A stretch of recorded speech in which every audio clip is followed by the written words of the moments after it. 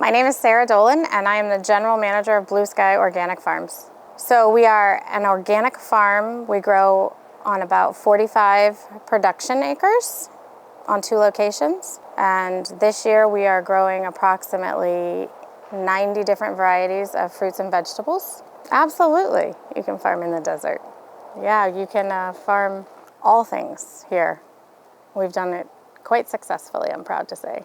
People don't understand what a commitment farming is on a scale like this, that this is not a 5-day-a-week job and that you get to go home at night and put it behind you. It's an everyday, all-day type of thing. And I feel like that's why so many farms are family farms, because you need it to be all-encompassing of your life. We could easily produce enough produce on this farm to feed 20,000 people a week, which is a big number. I think that, anybody can grow one single tomato plant on your porch. You could grow a pot of strawberries on your balcony.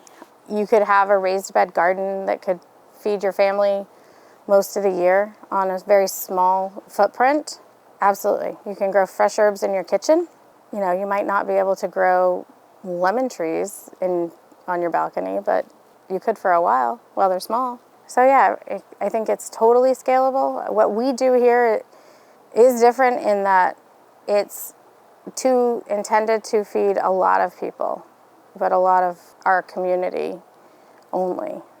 And that's why, we take such good care of the soil and the plants themselves, is so that we can get it out to a lot of different people who can't or don't want to farm themselves. But yeah, I think anybody could do parts of this at home pretty easily. Organic is not using synthetic pesticides, fertilizers. Organic is always non-GMO, so we don't ever use anything genetically modified. Organic is truly tending to the land and being respectful that everything starts for a plant with the health of the soil, treating it as its true living, breathing being that it is. Fertilizer is compost. Fertilizer is fish emulsion. There's so many forms of fertilizer. Dead plants are fertilizer. Leaves that fall off the trees are fertilizer. Your kitchen scraps become fertilizer. So yeah, fertilizer is, it's all around you. Anything that was once living can become useful in another life. Plants need oxygen, they need water, but they also need iron and calcium and boron and manganese and magnesium and all of the good stuff. The stuff that goes through our human body also needs to go through the plant's body, and it all comes from the soil. I think it's really important to know where your food comes from and to have that connection to it, just because it is your basic security. Historically, currently, there are numerous cases of places that can't feed their own communities. And when a population is insecure about where their food is going to come from, there's often unrest, and you don't ever want to be in a place where you cannot get food for your family. I think we've all seen at some point on television or the internet of women, fathers, standing in line and trying to get enough milk or bread or water for your children, and violence will break out and panic. I think that if you don't have an ability to secure your own food in your backyard, not all of it, has to be from your backyard, but I think the basics really need to be there to be able to have that knowledge that you're never going to be without. Recently, the last couple of years, we've seen a lot of shortages in many different stores of many different things, but I knew that my family, my kids, my employees' families, my community here would always be able to come here and get vegetables. We could still grow things and do it pretty quickly. We were able to turn around a lot of our fields that were for wholesale and shipping to other places and turn it to just our community and bring it right back home and put it out to those that we know and love here. You can't take farmland, prime farmland, which is what we have here in the West Valley, and develop on it and then expect someday for it to come back into production. It doesn't happen that way. You once you pave over it and you kill the microbial life that's in the soil underneath, you don't reclaim that. You're going to dump a bunch of chemicals into the ground. You're sterilizing the ground. You don't get to take up the tar or the concrete later and just expect to throw some seeds in the ground and that it's going to grow. I mean, that doesn't happen. And so once it's developed, once land is developed, it's not going to come back. There are some cities that are starting to get city blocks and small lots back, reclaim them. But a lot of times they're reclaiming them in raised beds. They're not actually going back into the ground. And it's a great thing, I mean, to do front yards and to do raised beds, and I'm all for growing food anywhere, any way you can. But to truly get the earth back, that doesn't happen. I think there's always a thought for a lot of people that the food will come from somewhere, because it's always on the grocery shelves, and somebody else will grow it, somewhere else will grow it, and that may not necessarily always be the case. That if you don't have a place eventually, where are you going to grow it? Because not all ground can be vegetable ground. Not all places have the seasons that you can produce in. We're very fortunate here that we have such a long season compared to so many other places that only get 4 or 5 months. We really get 8 or 9, sometimes 10. Some people grow year-round here. That's why the ground here is often considered some of the most valuable farm ground in the country, because we are able to get so many crops off in 1 year. And we can turn it, and you can get 5 or 6 crops on some things, some short-term radish type things or salad mix, things like that. But so yeah, it's great to be able to do that here. And I think that a lot of people are, well, if you put it into houses, somebody else will grow it. It'll come from some other more remote place. That doesn't always become true. And you can't continually push the farmers farther and farther away from their marketplace. Eventually they don't want to drive 4 hours to do a farmer's market. Stay up all night and load their trucks and drive, and then spend all day at a market and then load their trucks and drive back 4 hours.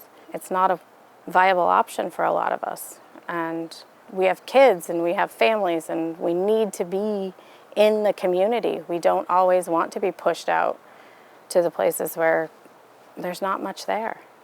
I mean, there's a lot of farmland out there, and that's great. And some people want isolation. But for what we do, we can't go very much further away from where we are.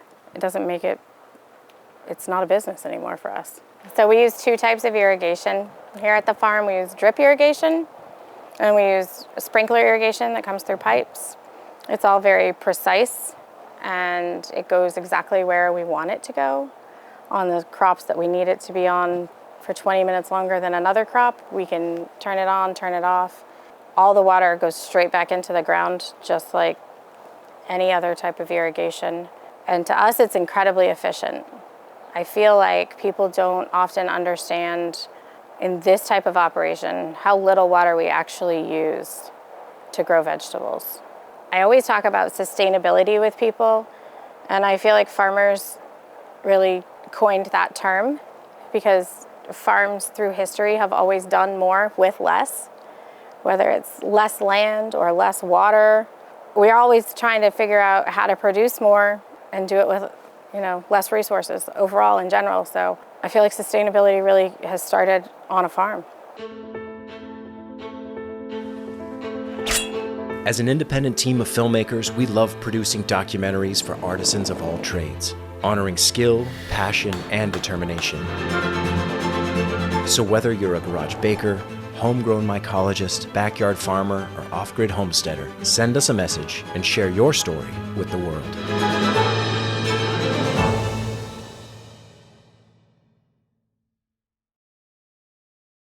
Farmland here in the West Valley was the lifeblood of the West Valley for the longest time. The history that I have talked to people, been told and have seen in maps, you've seen it all the citrus trees that used to be in this area, all of the melons that used to cover up the ground. A lot of food was grown here in the West Valley. And even in, the 14 years that I've been here on this farm and in Arizona, I have watched thousands and thousands of acres be taken out of agricultural production and be turned into development, whether it was housing or industrial of some sort. You don't get to just pick up and move a farm like you can pick up and move your family. That doesn't happen. It's very, very hard to find new viable farm ground, especially for a small farm, because farmland is so expensive per acre. It never is going to make economic sense to go buy $100,000 an acre land and put it into a farming. I know that people move, migration happens, things change. I'm not saying that it doesn't need to change. I'm not anti-development. I am pro-smart development, thoughtful development, working with what historically has been there and why the people have stayed. There's a lot to be said for thinking outside the box when it comes to housing development, industrial development. There's places that have taken hundreds of acres and put in industrial buildings in, but they've, saved 100 acres of it for farming and keep some of that, especially here in Arizona where we fight the heat all the time. And you've created so much more atmospheric irritation, I guess is what I want to say, is that, any amount of keeping things green, it keeps that going is, you need it. The term heat island is there for a reason.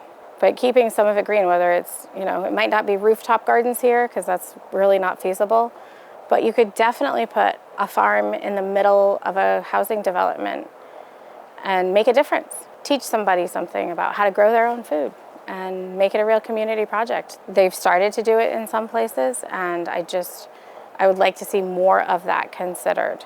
I want to feed a lot of people. I want to feed school kids. I want to feed institutions. I want to feed, the elderly. I want to feed veterans. I want to feed my neighbors and, my friends and my kids' friends and their parents and all of that. That's where I want to start.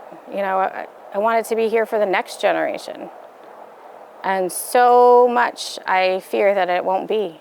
We do a lot of school tours here, and it amazes me how many times kids don't know that chicken actually comes from a live animal. Your chicken nuggets once walked around. Or that carrots grow under the ground and not on a tree. Or that you can milk a goat. A lot of people don't realize that you can get milk from anything besides a cow. And I think it's really amazing when you show a kid what that can bring and you can see their faces light up, or, when they eat a carrot that was just pulled out of the ground. A lot of times the carrots that you get in the store are more than 30 days old. When you can show a kid something that didn't sprout yesterday but sprouted today, it's an amazing thing to watch their minds grow with that plant. Here at Blue Sky, that's our real mission, is to bring it to the whole community, not just, the few people that want to drive out to our store or go to a farmer's market, but really bring it to people that can't do that too. I love this. I've had corporate jobs. I love systems and system management. I love this part of my life so much. Every day is different, and it's always a challenge, and there's always something that is so frustrating. But at the end of the day, you go home and you know that you did something really worthwhile for your community, and you did the best that you could. And I work with amazing people. People don't work at a farm to get rich. Nobody, not on a small farm. From my field crews who I bring in from Mexico, and they leave their families behind and they come here for 6, 7, 8 months at a time, and they give it everything they've got, and you're making a difference in their life. And I know a lot of people tell me that I'm taking away American jobs, and I'm not, because people don't come here to do this kind of work in the fields for us. We would have shut down a long time ago if I couldn't rely on outside labor. But what these people bring here is happiness, and they're happy to be here, and they're willing to work, and it's great. And you really see that. And then you see it in the people at the farmers markets who work the farmers markets every Saturday. They give up their Saturday mornings. I mean, what more can you ask for a person? Most of them, it's their second job. And they go and they're happy and they're fantastic representatives of the farm. Everybody who works administratively here, it's almost all their second careers. And they came here because they have a love of food and they have a love of farming and what we do. And you couldn't ask for a better group of people. I love to come here every day for those people. And I love raising my kids here. You know, my kids, they get to see goats born and they get to see things harvested. You know, they were out there the other day covering strawberries with my crew so that, you know, we didn't lose them in the frost. I think it gives everybody a real sense of purpose after spending a full day here and working. So a large part of our workforce is H-2A labor. So it's a visa program through the government, the United States government. We pay for all of their travel expenses. They voluntarily go and sign up for this.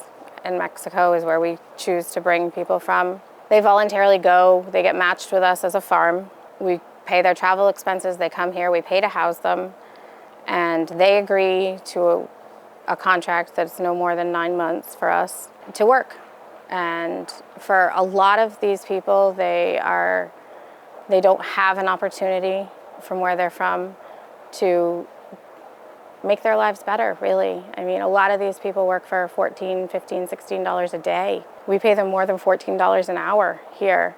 It's hard work. I mean, we do everything we can for them to make it better, and we try to make it fun and entertaining and exciting and, you know, whatever they need to keep them going, because they've given up a lot to come here, and we absolutely realize that. But without them, we would not have any labor. So a lot of people don't want to do hard physical labor. They don't want to work outside all day. It can be hot, it can be cold, it can be wet, it can be windy. A lot of people don't want to do this type of repetitive motion work. But you know, David does it every day with these guys. He's out there every day, and he'll weed for hours with them, or on a Sunday when he's alone on the farm irrigating. You have to have a passion for it, and I find a lot of local people here aren't willing to do that. I'm not even sure physically that I could do it for the hours that they do it. I have all the respect in the world for what they give us. And I want, you know, several of them, this is their third year here. You know, they'll come back, and I am eternally grateful for everything that they've done and brought to us. They are genuinely really great people. And I don't know how to say that any more than that, is that I wouldn't be here, we wouldn't farm here without these guys. I think my whole staff knows that. There's not one position on this farm that is more valuable than another part. You know, whether I sit in an office and manage meetings and certifications, I couldn't do that if they didn't do what they do in the field. If I didn't have people in the packing shed that I absolutely trusted to put out quality product and to know that what we want, to see that vision all the way through, I wouldn't have anything to sell, so I wouldn't need an administrator. I wouldn't need a store person. I wouldn't need farmers market people. That's a part of it, is that we all have to play really nice together, and we do. I feel like we have a really great balance. It keeps you really humble about what your life is and who you are, and every day I bring my kids to all the company picnics and parties, and you know, I send my kids out there to help do whatever they're doing, and I love that you know, it really is a true family affair. I mean, this farm may not have been started by, you know, generations of families growing here before, but it really is truly, I feel like, a family farm because of the employees that we have here. We all, you know, there's nothing I wouldn't do for any of them. Why aren't goats awesome? Goats are amazing. They can jump, and they can twist, and they can turn, and they have the best ears, and their breath stinks though. But they've got a personality that won't quit. I mean, I love dogs and I love horses and I love it all, but there's something about a goat that just instantly puts a smile on everybody's face. You just have to smile when you're around them. They're like the best class clown that there was. I don't know, goats are amazing. I feel like there's a lot of rescues here on the farm. We have 2 rescue pigs. We've got some rescued ducks now. We've got several rescued goats, or rescued horses, donkeys. It really is about giving back, and whether that's giving back to the ground or giving back to the people. But animals play such a big part of that. I mean, In organic production, I mean, there's always going to be some animal component to it. For us, raising the goats and the chickens and the ducks, even though, we're either getting some milk from them for caramels or eggs to sell in the store or to take home to our families, they've given everything they have to us. And it's only right that we give back to them in any way. And if that means that a goat is born and only 3 of her legs are good, she gets to stay here forever. And if that means that, one of my bucks is too old and has a leg injury and he can't, produce anymore, he gets to go live in the retirement pasture. He gets castrated and go live with the ladies and have a great life, lay in the sun, and that's what it's all about, I often tell people that, like my chickens, we don't cull our chickens at a certain age. They might only give me 1 egg a week, but someday my eggs aren't going to be good either, and I don't want anybody to chop my head off, so I'm going to give you that same respect back.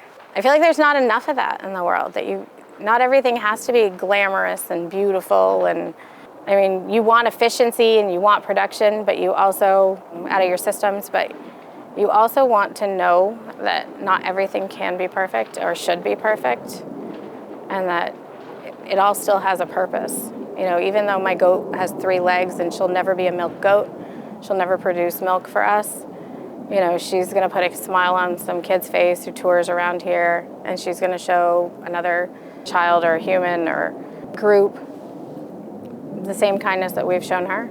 And I think that that's what we get back. That's what we see a lot of, is that people come here and they like to see the animals. It's a big draw. You'll get the grandparents who bring their grandkids here on the weekends, even when we're not open, just to see the animals. And that's important too. Hire us to tell your story. As an independent team of filmmakers, we love producing documentaries for artisans of all trades, honoring skill, passion, and determination. The fruits of our labor literally creates happiness. Founded in 2020, we harness our collective experience and enthusiasm for storytelling to deliver content that resonates with viewers on every level. Think big and think outside of the box. We avoid the constant noise of clickbait news and outrage headlines, instead crafting more intimate narratives that touch on the purpose of life itself. Stories that not only inform but also inspire, whether it's the art of agriculture, the science of fermentation, an innovative garage startup, or the intricacies of off-grid living. We're here to explore it all and invite you to join us in the discovery. You're just working with what you have at hand instead of having unrealistic expectations. We know the world is brimming with hidden stories waiting to be told. These are tales of ordinary people doing extraordinary things. The biggest thing is to realize that there's nothing that you can't do. Embodying the American spirit that with hard work, dreams really can come true. So whether you're a garage baker, homegrown mycologist, backyard farmer, or off-grid homesteader, send us a message and share your story with the world.